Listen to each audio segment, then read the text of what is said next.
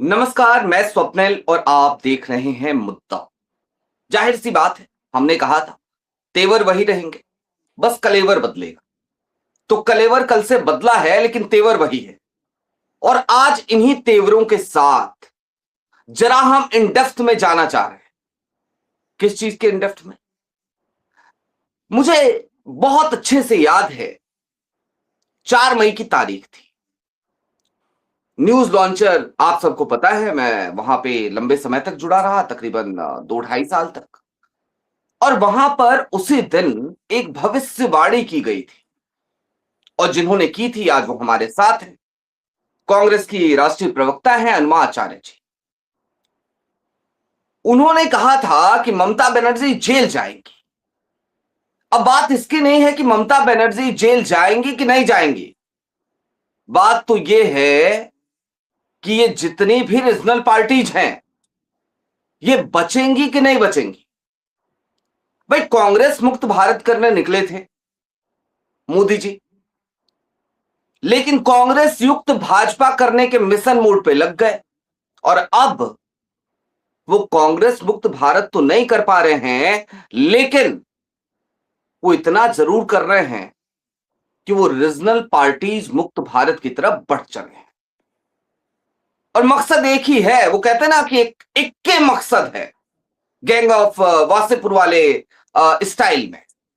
तो क्या है मकसद? सिर्फ और सिर्फ परिसीमन बिल। तो आज हम अनुमा जी से जरा यही समझेंगे कि अनुमा जी ने वो भविष्यवाणी कैसे की, और ये ममता बनर्जी, उसके बाद उद्धव ठाकरे, और अब अखिलेश जी की पार्टी के बारे में। तो हम ये भी जरा पूछेंगे अनुमा जी से, क्योंकि मैंने कहा तेवर वही हैं, तो ये भी पूछेंगे कि भाई कांग्रेस में भी तो कहीं सिंधवारी नहीं चल रही है, और चल रही होगी। तो कांग्रेस की तैयारी क्या है, या फिर कि मोदी जी का सपना टूट गया है कांग्रेस मुक्त भारत का। तो अनुमा जी को जोड़ते हैं और अनुमा जी से सीधे हम इसी मसले पर, इसी मुद्दे पर जरा आज इत्मीनान से चर्चा करते हैं। नमस्कार, बहुत बहुत स्वागत है मैम, कैसी हैं आप? आपको नमस्कार, आपके दर्शकों को भी नमस्कार और मैं बिल्कुल बढ़िया हूँ। और अच्छा है कि आपने कुछ बहुत ऐसे मुद्दे उठाए जिससे देश इस समय जूझ रहा है। जी। नहीं, मैम, बात इसकी नहीं है कि देश जूझ रहा है या नहीं जूझ रहा है, देश की डेमोक्रेसी। मुझे तो अब देखिए, इस बात में कहीं कोई संदेह नहीं रह गया है कि ये देश जूझता तो है, लेकिन जनता को पता भी चलता है, लेकिन उसके बावजूद जनता के अंदर जो एक आवेश होना चाहिए वो हमें नहीं दिखता। खैर, पहला सवाल तो यही है अनमा जी आपसे, ये जो आपने 4 मई की तारीख को भविष्यवाणी की थी कि ममता बनर्जी जेल जाएंगी, आज की तारीख में वो अपने घर में जरूर है लेकिन वो जेल वाली ही स्थिति है। भाई, सांसद को घर के आगे गाड़ी लगा करके बैरिकेड बनाना पड़ रहा है, ये स्थिति हो गई है। ये जो रीजनल पार्टीज हैं, जो आपके सहयोगी दल हैं, सिर्फ वो रीजनल पार्टीज नहीं है, वो सभी आपके सहयोगी दल भी हैं, इनकी स्थिति बहुत खराब होती जा रही है। कांग्रेस इसमें क्या करेगी, उनको किस तरीके से मदद करेगी, क्या सोच रहे हैं आप लोग इसमें? मैं 4 मई से शुरुआत करती हूँ। उससे भी हम्म। पहले मैंने बिहार में जब एसआईआर शुरू हुआ था, तो मैंने उसको होते हुए देखा था। और वो एक ऐसा समय था जब मैं अपनी पार्टी से लगभग मिन्नतें करके ये कह रही थी कि हमें नाम जुड़वाने चाहिए, क्योंकि क्या होता है, जो सरकारी लोग जो हम्म। काम कर जानते हैं, मेरे जैसे लोग, उन्हें ये पता है कि आप लोगों के मन में कितना भी जोश ले आइए, लेकिन जो कागज होता है वही अंत में उसी की जीत होती है। लेकिन उन दिनों हो रहा था हमारे यहाँ का कांग्रेस का, उस समय वोट चोरी की न्याय अधिकार यात्रा हो रही थी। मतलब जो वोट चोरी के खिलाफ जो आंदोलन था वो तेजस्वी यादव और राहुल जी कर हम्म। रहे थे। और वही समय था जब वोट जोड़ने का समय भी उसी समय का था, क्योंकि उसी समय लगभग 70 लाख वोट बिहार में काट दिए गए थे। लेकिन हमें ऐसा लगा, हमारे जो अनुभवी नेता हैं जिन्होंने कभी एसआईआर को इस तरह से नहीं लिया था, उस समय जैसे वोट कटे, जिस विधानसभा में मैं देख रही थी, हाजीपुर के पास है राजा पाकर, 19,000 वोट कटे। वहां की जी। हमारी उस समय की सिटिंग विधायक 2000 से जीती हुई थी। 19,000 वोट कटने का अर्थ है कि अगर आपने उसे जल्दी से नहीं जोड़ा तो आपकी हार का मार्जिन और जीत का मार्जिन तो बहुत छोटा था। मैंने उन विधायक साहिबा को भी कहा कि देखिए सिर्फ वोट जोड़ने पर ध्यान दीजिए, लेकिन उस समय उन्होंने कहा ये सब यहाँ नहीं होता है, आप देखिएगा हम लोग अच्छे से जीतेंगे। अब वो जो ओवर कॉन्फिडेंस था वो मैंने अपनी पार्टी हम्म। में देखा, मैंने अपनी पार्टी के अलावा तेजस्वी यादव की पार्टी में भी देखा। लेकिन बाद में जब आखिरी के 4 दिन बचे थे उसमें जोड़े गए वोट, उसमें 9,000 वोट जुड़े, 10,000 कटे रहे। और हम्म। उसका परिणाम मैंने देखा, जिस तरह से बिहार का चुनाव केवल एसआईआर की बलि चढ़ा। इसी तरह से जब ममता बनर्जी के यहाँ एसआईआर हुई थी तो ये साफ दिख गया था कि ममता बनर्जी और पूरा मीडिया चाहे किसी भी जमीनी सच की बात करता रहे, इस बार ज्ञानेश कुमार ने कसम खाई है कि ये काम करना ही है, यहाँ बीजेपी की सरकार हम्म। बनेगी ही। जैसे ही 2.5 लाख का वहां सीआरपीएफ और दूसरा पुलिस बल लगा, मुझे अपनी बात पर और भी ज्यादा मेरा जो था वो पक्का होता चला गया और मैं समझ गई कि ये बल इसलिए लगा है कि ममता बनर्जी चूंकि एक लड़ाकू इंसान है, यानी जुझारू, तो जब ये हाँ, फाइटर हारेंगी, कहते हैं इन्हें। फाइटर, हाँ, तो जब जुझारू, तो जब ये हारेंगी तो ये चुप नहीं बैठेंगी और उनकी पूरी ताकत को खत्म करने के लिए वो सीएपीएफ का, सीआरपीएफ का जो पूरा अमला था, वो ये कहा गया था कि 3-4 महीने वहां रहेगा। जब ऐसा कहा तो मुझे समझ में आ गया कि ये तो पूरी कहानी गढ़ी हुई है, इसमें उन्हें हराया जाएगा। हराने के बाद चूंकि वो ये सब करेंगी तो इसलिए उनके लिए ये सीआरपीएफ का अमला रखा गया है। लेकिन मेरे ध्यान में इस बात को आते आते समय लगा कि क्या टीएमसी ऐसा टूट जाएगी। मैं टीएमसी के लोगों को स्वाभिमानी लोग समझती थी कि वो फाइटर के साथ रहने के कारण उनके अंदर भी वो फाइटिंग का एक जोश आया होगा, जो कि मैंने देखा कि वो बहुत ही पूरी तरह से ध्वस्त हो गया। तो बीजेपी के लिए आसानी हो गई, ममता बनर्जी को जेल में ना डालकर भी उनकी पूरी पार्टी तोड़ लेना, वो उनके लिए आसान बात हो गई। और इसलिए उन्होंने सोचा कि अब ये तो इनके हमने हाथ पैर दांत सब तोड़ दिए हैं, तो इनको हम्म। सिर्फ एक तरह से नजरबंद भी कर देंगे तो कोई फर्क नहीं पड़ता। ममता जितनी भी आवाज उठाए, क्या उनके साथ के जितने युवा सांसद और विधायक हैं वो उस तरह के हैं? वो नहीं दिखता। तो ये पूरी पार्टी में ट्रांसफर नहीं हुआ। अब रहा सवाल हमारा, वो हमारे साथी हैं। देखिए कांग्रेस के समय में ये सब पार्टियां, क्षेत्रीय दल जो थे वो पैदा हुए और कांग्रेस को कोई फर्क नहीं पड़ा, क्योंकि देखिए पार्टियां हो, अगर कोई विशेष क्षेत्र का प्रतिनिधित्व करता है और उस क्षेत्र के लिए अच्छा करता है तो कांग्रेस के लिए सहअस्तित्व कभी एक ऐसी जगह नहीं रही जहां पर वो ऑब्जेक्शन करे। कांग्रेस ने कभी नहीं जी। किया, सारी पार्टियां अपने अपने समय पर उदय होती रही, सबके हाथ में थोड़ा थोड़ा सत्ता आई, सबके वर्गों का थोड़ा थोड़ा विकास हुआ। लेकिन बीजेपी आई ही इस चीज से थी कि एक देश, एक भाषा, एक नेता, एक सब कुछ। तो जो इस देश की विविधता में एकता, अनेकता में एकता की जो एक जो मूल भाव था वो उन्होंने खत्म किया। और उसी का परिणाम है कि आज चूंकि अब वो इसको और भी खत्म करना चाहते हैं। सब जानते हैं डिलिमिटेशन बिल पास होना, जिससे बीजेपी जब वो हारी थी उसका वोट, तो उसने तभी ये ठान लिया था कि भाई अब हमको सारे चुनाव कैसे भी करके जीतने हैं। और ये डिलिमिटेशन वाला बिल जो है, मुझे लगता है मानसून में, हमको क्या, मुझे क्या, सबको लग रहा है कि ये मानसून जी, सेशन में ठीक है। इसे पास कराना चाहते हैं। हालांकि संख्या तब भी इनकी तरफ नहीं होगी, 2/3 हम्म। मेजोरिटी नहीं होगी फिर भी। तो इसलिए ये सबको तोड़ रहे हैं। उद्धव ठाकरे की पार्टी को, टूटी हुई पार्टी को और तोड़ रहे हैं। समाजवादी पार्टी के ऊपर पूरी घात लगी हुई है। कांग्रेस को इसलिए शायद वो नहीं तोड़ सकते कि अब कांग्रेस के जो लोग हैं, देखिए कांग्रेस ना एक, जैसे राहुल जी कहते हैं कि हम लोग शिव की बारात जैसे लोग हैं, कि सब हम्म। तरह के लोग हैं, इकट्ठा एक भावना के साथ, एक मिशन के साथ जुड़ते हैं। जैसी जनता है दुनिया के, ऐसा ही कांग्रेस पार्टी है। तो यहाँ पर ऐसा कोई डंडा मार के किसी को नहीं चलाया जाता। तो लेकिन मैम, इसलिए ज्योतिरादित्य सिंधिया, मिलिंद देवड़ा, कुंवर आरपीएन सिंह, ये सब आप ही की पार्टी से निकले हुए लोग हैं। और ये मैंने जो 2-3 नाम लिया, जितिन प्रसाद को भी अगर जोड़ लूं, तो ये तो वो लोग थे जो राहुल जी के साथ बैठा करते थे, उनके अच्छे दोस्त थे एक जमाने में, और ये सब टूट के चले गए। राहुल गांधी का जो परिवार है, आप देखिए पंडित जवाहरलाल नेहरू से लेकर सोनिया गांधी जी तक और राहुल जी तक, ये संविधान बेसिकली ये आइडिया ऑफ इंडिया को बचा रहे हैं, लगातार बचा रहे हैं और उसके लिए काम कर रहे हैं। तो राहुल गांधी भले ही आप कह लीजिए सिल्वर स्पून के साथ पैदा हुए, लेकिन राहुल गांधी का मैं एक अभी थोड़े दिनों पहले मैंने ये लिखा था कि फिलीपींस में एक जोस रिजाल नाम का एक युवा क्रांतिकारी था जो बहुत अच्छे घर में पैदा हुआ था, जमींदारों के घर में पैदा हुआ था, पढ़ाई लिखाई का माहौल था। उस समय स्पेन का औपनिवेशिकवाद शासन हो गया था फिलीपींस पे। तो जोस रिजाल ने किताबें लिखकर, लोगों को भाषण देकर, कविताएं लिखकर जनता में जागृति लाई। और जोस रिजाल के पास सब कुछ था, उसे कोई जरूरत नहीं थी ये सब करने की। इसी तरह राहुल जी के पास सब कुछ है उन्हें कोई जरूरत नहीं है कि वो इस तरह से जूझें, इस तरह से गरीबों के साथ, दलितों के साथ जाकर बैठें, खाना खाएं, उनकी प्रॉब्लम समझें, मनरेगा का काम करें, जो वो हमसे भी मतलब करवाते शब्द तक है। हमें भी वो एक्सपोजर मिला है कि आप मनरेगा का एक दिन का काम करके देखिए। और जब हमने मनरेगा का एक दिन का काम किया था तो 147 रुपए जब हमें बने, क्योंकि हमने काम ही उतना किया, काम का हमें बताया गया था कि भाई आपको इतने फुट, 1 फुट जमीन खोदनी है, 10 फुट का एरिया है।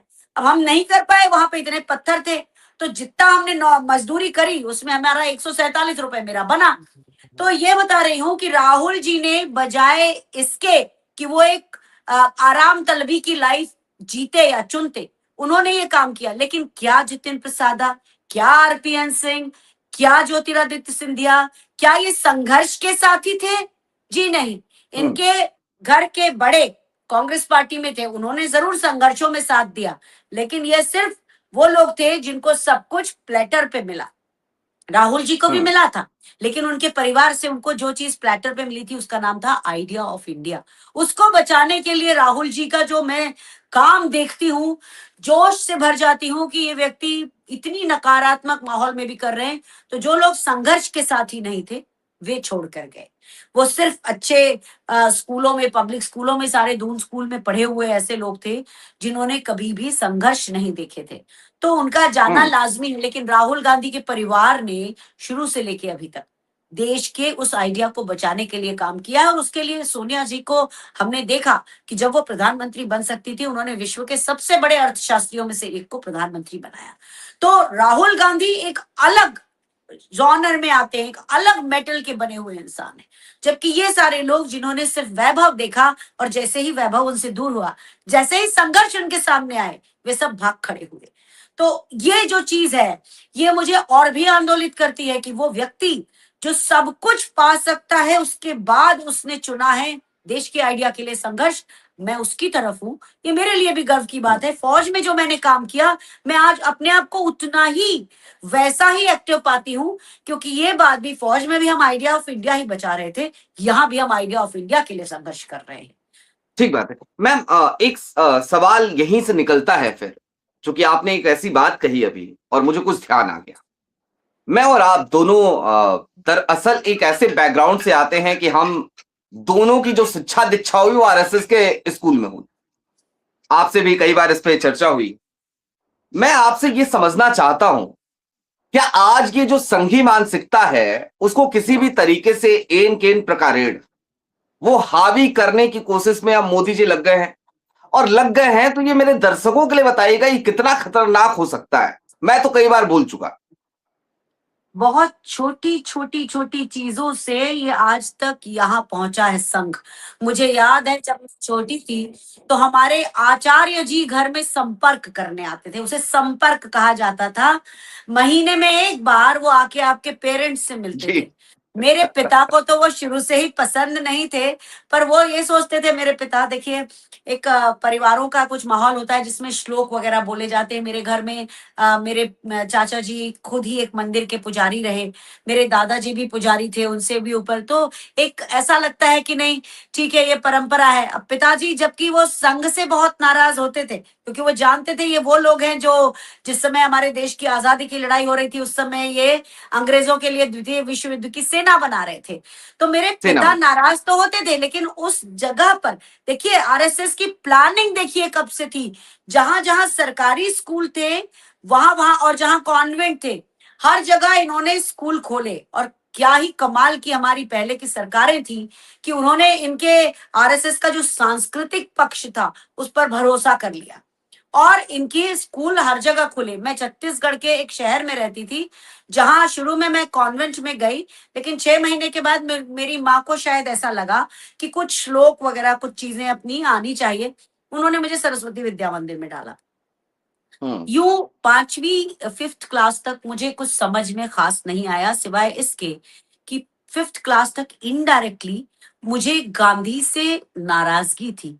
क्यों थी मैं नहीं जानती, पर मुझे ऐसा लगता है कि वो आचार्य जी जब संपर्क में आते थे, संपर्क जो घर आते थे, वो उस समय वो छोटी छोटी ऐसी बातें कहा करते थे कि अगर हमारे देश का बंटवारा हो गया, फिर वो देखते थे कि अगर मेरी माँ का ध्यान उस पर, क्योंकि मेरी माँ बीए एलएलबी थी, पढ़ी लिखी इंसान थी, तो उनको लगता था कि हम्म ये ज्यादा तवज्जो नहीं दे रही है, तो वो बात बदल जाते थे। लेकिन इनडायरेक्टली बच्चों के मन में छन के वो बातें पहुंच जाती हैं। तो मैं 40 साल की उम्र तक फौज में आने के बाद भी गांधी को जानती नहीं थी। गांधी के लिए मेरे मन में एक रेबेल था, उल्टा, हम्म यानी कि ये क्या व्यक्ति हैं जिन्होंने देश के टुकड़े कर दिए, ऐसा ही सोच। जबकि बाकी सोच पूरी लोकतांत्रिक थी। मेरे परिवार का बहुत घनिष्ठ नाता रहा है बहुत से मुस्लिम परिवारों के साथ में, और उन परिवारों मेरी मैं जब मेरी माँ मैं 3 साल की थी तब से, तो ये बड़े कॉन्ट्रडिक्शंस के साथ मेरा बचपन था, जिसमें मुझे पर गांधी से चिढ़, बिना गांधी को जाने, ये उस स्कूल का एक सबसे बड़ा मेरे जिंदगी में रोल रहा है। और ड्रॉबैक मेरे है। साथ पढ़े हुए मतलब सैकड़ों लोग, उस स्कूल में पढ़े हुए हजारों लोग, वो इसी तरह की भावना आज भी रखते हैं, क्योंकि उनको एक्सपोजर आगे चल के नहीं मिला। तो इन्होंने कैसे, ये अफवाह उड़ाने वाला संगठन है। जब हम छोटे थे तो ये अफवाह कैसे उड़ाते थे, एक पोस्ट कार्ड आ जाएगा आपके पास, आपको याद है वो 15 पैसे का एक आता था पोस्ट कार्ड, उसमें नाम जी, पता पीले कहाँ रंग से का आया पोस्ट है। कार्ड। हाँ, पीले हम्म रंग का इतना बड़ा होता था।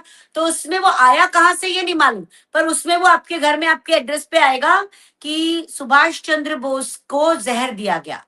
ठीक है, अब आपके घर वो आ गया है। अब वो आपके घर में बहुत बड़ा एटम बॉम्ब है, क्योंकि वो आपके अंदर, और बल्कि आप ये कह लीजिए टाइम बॉम्ब है वो, क्योंकि वो टाइम पर जी फटा आगे चल के, मेरे ही घर पे हाँ नहीं। वो ऐसे लाखों लाख ऐसे चिट्ठियां वो भेजते थे, और उसके लिए वो गुरु दक्षिणा से जो पैसा आता था उसको खर्च करते थे। तो ये हम्म अफवाहबाज संगठन कब से कोशिश कर रहा था, कितनी झूठ बातें कि सुभाष चंद्र बोस आज भी जिंदा है, वो रशिया की जेल में है। ये सब हम्म कहानियां जो ये हमारे पूरे समाज में फैलाई गई, यहाँ तक कि अच्छे से अच्छे प्रबुद्ध लोग इस पर विश्वास करते थे। मेरी माँ को मैंने सुना, अच्छा शायद हो सकता है उनका लाल बहादुर शास्त्री जी का जो बॉडी थी वो नीली हो गई थी, जहर से हुई होगी। मेरे पिता को जब किडनी फेल हुई और मैं उनको हॉस्पिटल में लेके गई, मैं 20 वर्ष की थी, मेरे पिता की पूरी बॉडी नीली हो गई थी। तो क्या मैंने उनको जहर दिया था? मेरा कहना यह है कि जब किडनी फेल हो जाती है, इम्प्योरिटीज बॉडी में चली जाती हैं, ब्लड सर्कुलेशन और पंपिंग खत्म हो जाती है, तो बॉडी का नीला पड़ना एक स्वाभाविक लक्षण होता है। एक बात जी मैं कह रही हूँ, तो ये जो अफवाह थी, जब मैंने अपने पिता का बॉडी उस तरह से देखी, तो मैंने कहा ये तो मतलब पूरे समाज में तब तक ये जहर फैल चुका था। और उसका लेकिन देखिए असर वैसा नहीं हुआ। जब बीजेपी आई तो इन्होंने कहा था हम ये खोल देंगे फाइल, वो खोल देंगे। अटल बिहारी जी के ही समय में था, उन्होंने कई दस्तावेज जो थे उसको डिग्रेड किया, क्लासिफिकेशन डिग्रेड किया, मतलब मोस्ट कॉन्फिडेंशियल से या उससे नीचे किया उन्होंने। पर उनमें से किसी में इस तरह की कोई बात नहीं आई जिसकी बात वो करते थे। और इसीलिए आगे चल के मोदी के समय में भी जब ताशकंद फाइल नाम की पिक्चर आई तो वो सुपर फ्लॉप हो गई। यानी कि जनता थोड़ा समझती थी, लेकिन तब तक समझती थी। उसके बाद तो माइंड को पूरी तरह कैप्चर किया, और माइंड कैप्चर हम्म करना आरएसएस का सबसे बड़ा एक इसे मैं अवगुण मानती हूं, लेकिन एक कैरेक्टर वही है। मेरे अपने घर में बहुत से ऐसे लोग हैं जो सरस्वती विद्या मंदिर में, मतलब दूर के रिश्तेदार, सरस्वती विद्या मंदिर में पढ़ाते थे। उनके दिमाग भी उसी तरह से वायर्ड हो गए हैं। तो वो उसी तरह की हम्म। बातें करते हैं जो उस समय कही जाती थी। अब चूंकि चैट जीपीटी या क्लाउड या जेमिनाई या कई तरह के जो एआई टूल आए, ग्रॉक और अलग अलग, तो उससे क्या होता है कि अब आप वही के वही उनको जब वो फैक्ट चेक करके सुनाते हैं तो वो उस पर भी हम्म। भरोसा नहीं करते, कहते हैं ये फैक्ट चेक है ना, ये कांग्रेस ने बनाया है। तो ये कांग्रेस अब में। इसको आप देखिए, हाँ आप, अब मैं कल की बात है, मैं अपने शहर के बाजार में जाती हूँ, तो वहां पर मैंने उनको बोला, तो बोलते ये कैसे आप कह सकती हैं कि ये कांग्रेस ने नहीं बनाया। तो मैंने कहा भैया आप भी डाउनलोड कर लो, ये आपके ऐप स्टोर में भी है। तो संघ का बेसिक इस भारत को सबसे बड़ा आघात ये है कि वो अपनी झूठी बातों को लोगों के दिमागों में वायरिंग करके पहुंचाता है, और उसके कारण लोग हमेशा संशय की स्थिति में रहते हैं। संघ संशय से आपको भर देता है, जिसके कारण हम्म। आप अपने देश पे, आइडिया ऑफ इंडिया पे कायम नहीं रह पाते। और ये कई लोगों के साथ हुआ पिछले 12 सालों में, तो पूरे देश के अंदर इस तरह की बात गई है। केवल जो इंटेलेक्चुअल्स हैं उनके अंदर जब उनको समझ है, तो उनके खिलाफ भी संघ ने का माहौल बनाया है कि ये बुद्धिजीवी वर्ग है, ये लूटियंस गैंग है, ये अवार्ड वापसी गैंग है, ये टुकड़े टुकड़े गैंग है। ये सब कहानियां जो इस तरह के जो शब्दावली हैं, ये फासिस्ट सरकारें ऐसा किया करती हैं, और संघ हम्म। यहाँ पर सबसे बड़ा की फैक्टर है उसका। ठीक बात है मैम। चूंकि समय हो रहा है, आपको भी कहीं जाना है, मेरा एक आखिरी सवाल है आपसे। जी आपके जितने भी सहयोगी हैं ना, उनमें से 99% सहयोगी तो ऐसे हैं जो कभी न कभी संघ या भारतीय जनता पार्टी के साथ रहे। अब भाजपा के साथ रहना संघ के साथ रहना ही है। ऐसे जी में मैम सवाल ये है, और ये कांग्रेस के लिए बड़ा सवाल है, आज की तारीख में कांग्रेस को सोचना चाहिए। कांग्रेस सोच रही है कि नहीं सोच रही, ये आपको बताना है। भाई, इन 99% लोगों पे आपको भरोसा है? दूसरी बात, जो हालात आज की तारीख में देश के हो गए हैं, चाहे वो इकोनॉमिक क्राइसिस की बात हो, युवाओं के मुद्दे हों, राहुल उन पे बहुत मुस्तैदी के साथ खड़े हैं, लड़ रहे हैं। और मैं शायद अपनी जिंदगी में जितने भी एलओपी देखे हैं, हमने तो भाई बहुत छोटी उम्र है तो हमने एल के आडवाणी को देखा और बहुत एलओपी के बारे में पढ़ा है। मुझे राहुल उनमें से सबसे काबिल नेता लगते हैं, एज एलओपी मुझे लगते हैं, क्योंकि वो कम से कम। और मैं दर्शकों को एक बात बोल दूं, कई आते हैं नीचे कमेंट बॉक्स में लिखने हैं, मैं उनको बता दूं, भैया हमको निष्पक्ष मत समझना, हम लोकतंत्र के साथ खड़े हैं, हम पक्षकार नहीं हैं और निष्पक्ष नहीं हो सकते, वो भूल जाना। और उसी आरएसएस के स्कूल से निकले हैं। आरएसएस के कई लोगों को हमने बोल दिया, विद्या भारती में हमने कई बार मेल कर दिया कि भैया हमारा वो हटा दो फोटो वहां से, वो अपनी वेबसाइट से हटाने को भी तैयार नहीं, हटाते नहीं, कहते नहीं पढ़े हो तो यहीं चिपके रहो। तो मैम कांग्रेस, ये राहुल जी का लड़ना ठीक है, लेकिन अब लड़ाई से आगे की बात, और राहुल अब रेजिस्टेंस की बात कर रहे हैं, वो कह रहे हैं अब रेजिस्टेंस ही करना पड़ेगा। आपके सहयोगी आपका रेजिस्टेंस में साथ देने वाले हैं नहीं। नहीं, सीधी सीधी बात है, अखिलेश यादव आज भी 2027 में चुनाव है, एसी कमरे में बैठ करके वो पीसी कर रहे हैं, उनको लग रहा है वो चुनाव जीत जाएंगे। भाई राहुल जी के लिए उतना महत्वपूर्ण चुनाव नहीं है वो, जितना अखिलेश के लिए है। अखिलेश का अस्तित्व नहीं बचेगा, वो नहीं लड़ रहे हैं। ये जो रेजिस्टेंस वाला मॉडल है कांग्रेस का या राहुल गांधी का, क्या इस पे आप लोग वाकई में अब बहुत ज्यादा अग्रेसिव तौर पे काम करने जा रहे हैं? अभी तो हमें दिख भी रहा है आंदोलन जगह जगह आपके हो रहे हैं, बहुत ज्यादा अग्रेशन आ गया है क्या कांग्रेस में? कांग्रेस का एग्रेशन भी चैनलाइज्ड तरीके से सत्याग्रह के रूप में सामने निकलता है। एक हम्म। कहानी है, बचपन में सुनी थी कि एक साधु जी थे, वो बिच्छू डूब रहा था, तो उसको वो जी। उठाते हैं, बिच्छू डंक मारता है, बह जाता है, फिर से वो फिर उठाते हैं। तो शिष्य पूछता है कि आप ये क्या कर रहे हैं, आप इसे क्यों कर रहे हैं, इसके बार बार डंक मार रहा है। तो उन्होंने कहा कि देखो उसकी प्रवृत्ति जो है डंक मारने की है, पर मेरी हम्म। प्रवृत्ति जो है वो उसकी जान बचाने की है। राहुल जी का जब भाषण अभी जो बाद में रिलीज हुआ एज एन ऑडियो, उसमें उन्होंने बहुत सारी ऐसी बातें की है, जिसमें उन्होंने रेजिस्टेंस की भी बात की है और अपने जो इंडिया गठबंधन के लोग हैं उनको एक संदेश भी दिया है। कई बार दुख होता है कि ऐसे कुछ हमारे पत्रकार जो वाकई अच्छे पत्रकार रहे हैं, मैं नाम भी ले लेती हूँ, श्रवण गर्ग जी से जैसे प्रबुद्ध व्यक्ति, उनको मैंने सुना कि राहुल गांधी जी का ये भाषण बहुत अहंकारपूर्ण था। मैं इस बात से पूरी तरह विरोध दर्ज करती हूँ कि आज वो स्थिति है जब हर विपक्षी नहीं मैम, दल बड़ी सिंपल सी ताल-ताल हो बात रहा है, है। बड़ी सिंपल सी बात है। सच कहना अगर बगावत है तो समझो हम भी बागी हैं। राहुल ने उस भाषण में, हमने भी सुना, पहले दिन जी, भाषण अंग्रेजी में आया था, मैंने उसका हिंदी अनुवाद भी किया। और मैं बिल्कुल हाँ। बिल्कुल ये मानता हूं कि राहुल ने जो कहा बिल्कुल सही कहा, और एक एक शब्द, कम से कम इस देश को उस एक एक शब्द के साथ खड़ा होना चाहिए, भले आपके सहयोगी दल ना खड़े। तो वही मैं कह रही हूँ कि निष्पक्षता के नाम पर और निष्पक्ष पत्रकारिता के नाम पर अगर हम ऐसे भाषण को, जिसमें विपक्ष तार तार है, केवल वो राहुल गांधी और कांग्रेस पार्टी खड़े हैं आज लोकतंत्र बचाने को, उसमें श्रवण गर्ग जी से जैसे बड़े पत्रकार अगर ये कहते हैं कि वो अहंकारपूर्ण भाषण था, तो मुझे कई बार ताज्जुब होता है कि क्या वो आज की दुनिया को नॉर्मल कांग्रेस का या यूपीए का शासन समझ रहे हैं। आज हम्म। फांसीवाद इस तरह गहरा गया है कि अगर विपक्ष को, पूरे विपक्ष के दलों को ये समझ में नहीं आएगा कि अगर वो अलग अलग इस तरह से खत्म होते रहेंगे, अपनी पार्टी का बीजेपी में विलय होते देखते रहेंगे, तो क्या वो उनके अस्तित्व के लिए संकट नहीं है, वो तो खात्मा कर देगा उनका। तो ऐसे में जो विपक्ष है वो साथ आना चाहिए उसे, ऐसा हम मानते हैं, क्योंकि कांग्रेस ने हमेशा सह अस्तित्व को बढ़ावा दिया, इसीलिए ये पार्टियां बनी भी, बढ़ी भी, और इन्होंने राज्यों के शासन भी चलाए। पर क्या उनको ये दिखता है कि बीजेपी के रहते ऐसा संभव है? क्या वो बीजेपी की तरफ भी चले जाएं? तो क्या उनको अलग से एक एंटाइटी की तरह शासन चलाने मिलेगा? अगर वो बीजेपी में मिल भी जाते हैं, सत्ता की तरफ भी घुस जाते हैं, फिर अखिलेश यादव कभी मुख्यमंत्री नहीं बन सकेंगे। फिर अखिलेश हम्म। यादव के सांसद नहीं बन सकेंगे इतने। फिर वो एक पता नहीं, एक जिसको कहते हैं एक ऐसा कण बन के रह जाएंगे जिसकी तरफ किसी का ध्यान भी नहीं जाएगा। तो ऐसे हम्म। में हमारे जो हमेशा संघर्ष रहेंगे और जो संघर्ष रहे हैं, देखिए एक चीज से आप इसको बार बार समझिएगा और दर्शक भी समझें कि जो 1926 का साल था, 100 साल के बाद खुद को दोहरा रहा है। उस समय प्रताड़ित करने वाले अंग्रेज थे, आज ये काले अंग्रेज हैं। दोनों की एक जैसी वर्चस्ववादी मानसिकता है।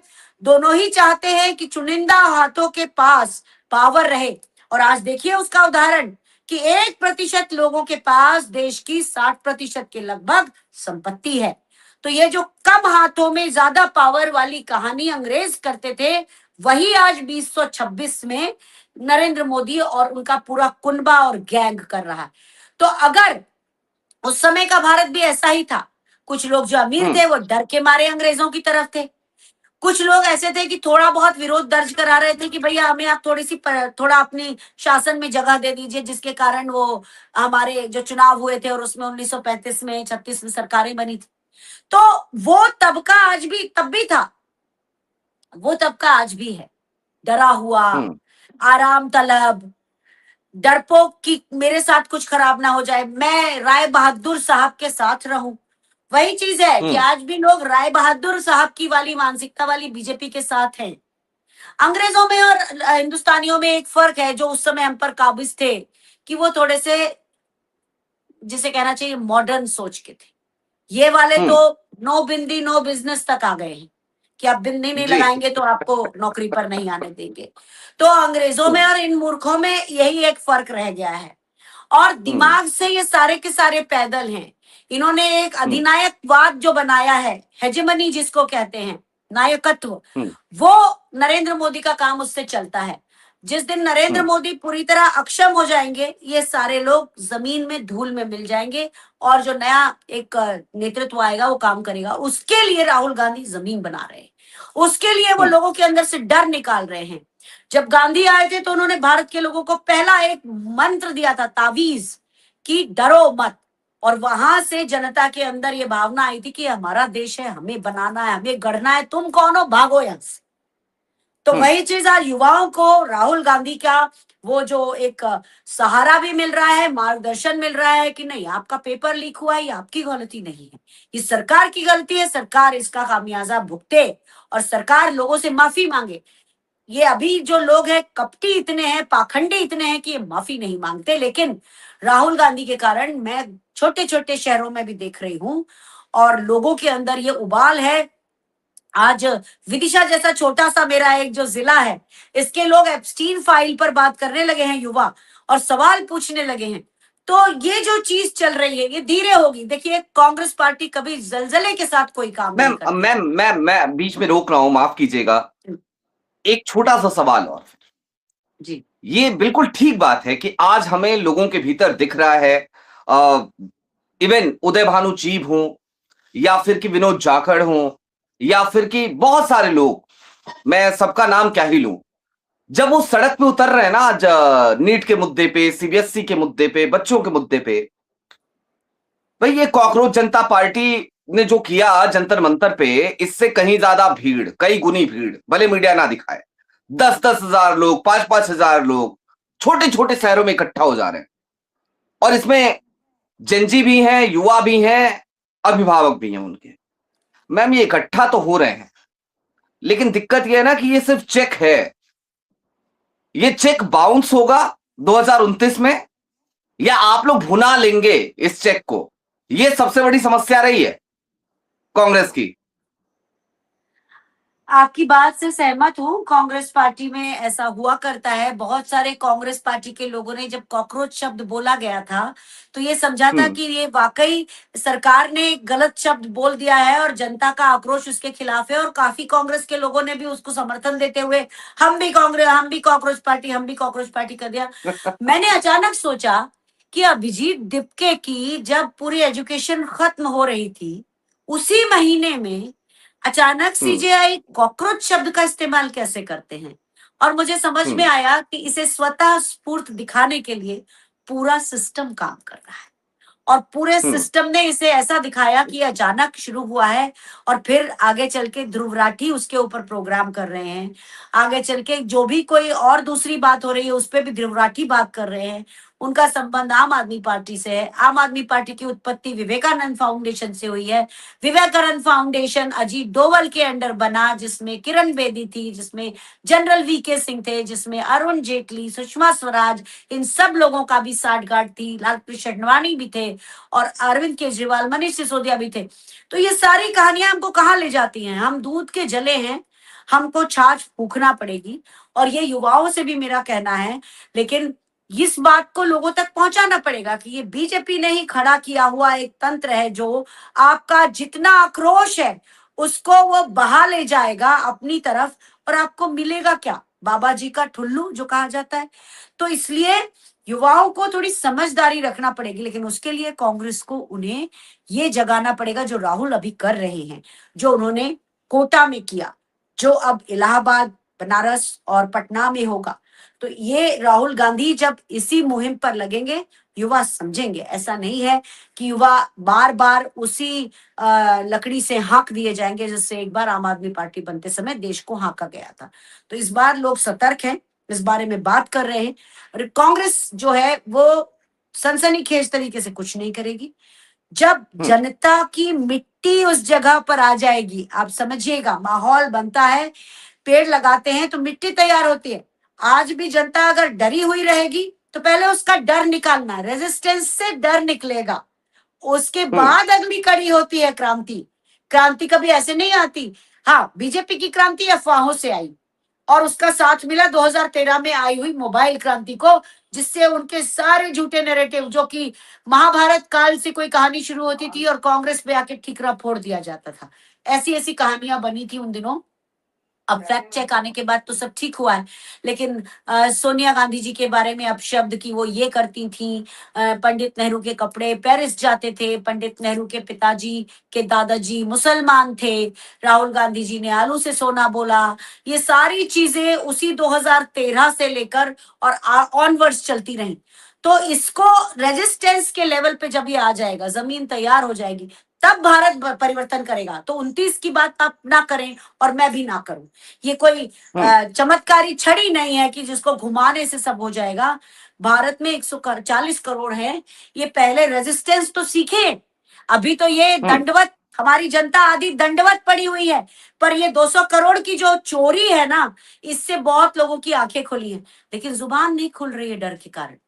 तो जब ये रेजिस्टेंस उस लेवल पे आएगा कि जुबान खुलने लगेगी, और काफी लोगों की खुलने लगी है, तब भारत तैयार होगा लोकतंत्र के उस दोबारा के बदलाव में, जो अभी वो 11 साल 12 साल तक चिपका रहा, भ्रम में रहा।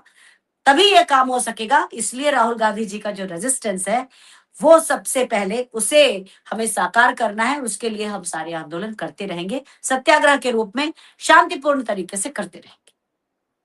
ठीक बात है।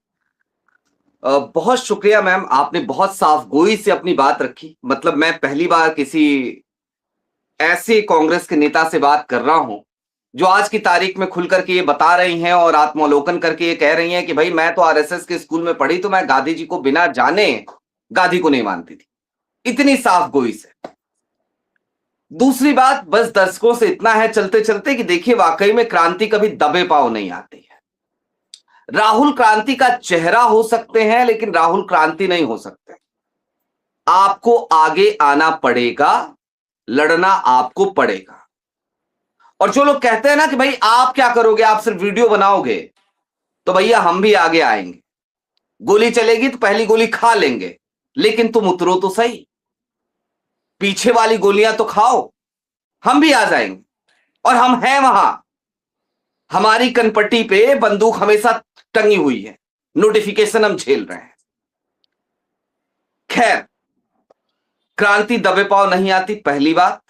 और एक चीज से मैं बस असहमत हूं, अनमा जी ने कहा 2029 का अभी जिक्र ना करें। मुझे लगता है हमें 2027-28 का ही जिक्र करना पड़ेगा, जो हालात हो गए। तो अभी के लिए हमें दीजिए इजाजत। अनमा जी से आज चर्चा जहां पे छूटी है 2029, अगली बार अनमा जी हमें वक्त देंगी और इसी 2029 से पहले भी कुछ हो सकता है। ये भविष्यवाणी आज मैं कर रहा हूं, एक इन्होंने 4 मई को की थी। उस पे हम फिर से अनमा जी से चर्चा जरूर करेंगे। बहुत शुक्रिया मैम। बहुत बहुत धन्यवाद।